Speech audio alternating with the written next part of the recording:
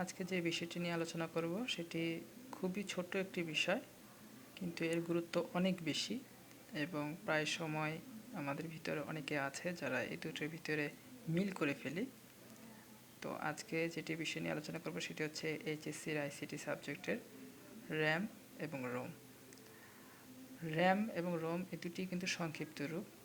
RAM এর পূর্ণরূপ হচ্ছে র্যান্ডম অ্যাক্সেস মেমোরি এবং রোম এর পূর্ণরূপ হচ্ছে রিড অনলি মেমোরি।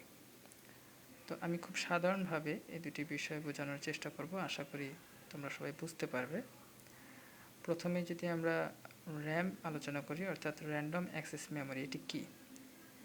যেহেতু কথাটির শেষে মেমোরি আছে, সুতরাং আমরা একটা জিনিস খুব স্পষ্টভাবে বুঝতে পারতেছি যে মেমোরি মানে হচ্ছে কি, অর্থাৎ কোনো কিছু সেভ রাখার জায়গা, হ্যাঁ, যেটি কম্পিউটারে সাধারণত থেকে থাকে।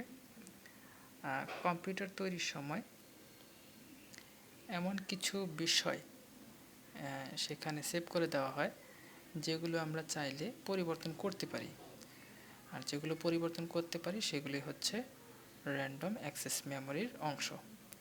আরেকটি হচ্ছে যে কম্পিউটার তৈরির সময় এমন কিছু বিষয় সেখানে সেভ করে দেওয়া হয় যেগুলো আমরা চাইলে পরিবর্তন করতে পারি না, শুধুমাত্র লেখা উঠে আমরা পড়ি, আমরা দেখি, সেগুলো হচ্ছে রিড অনলি মেমোরির ভিতরের অংশ, সেটাই হচ্ছে রোম।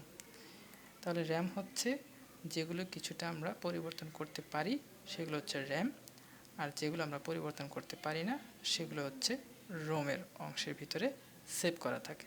এই হচ্ছে র্যাম এবং রোম। আশা করি তোমরা র্যাম এবং রোম এই দুটি বিষয় বুঝতে পেরেছ। যদি ভিডিওটি ভালো লেগে থাকে লাইক করবে এবং শেয়ার করবে।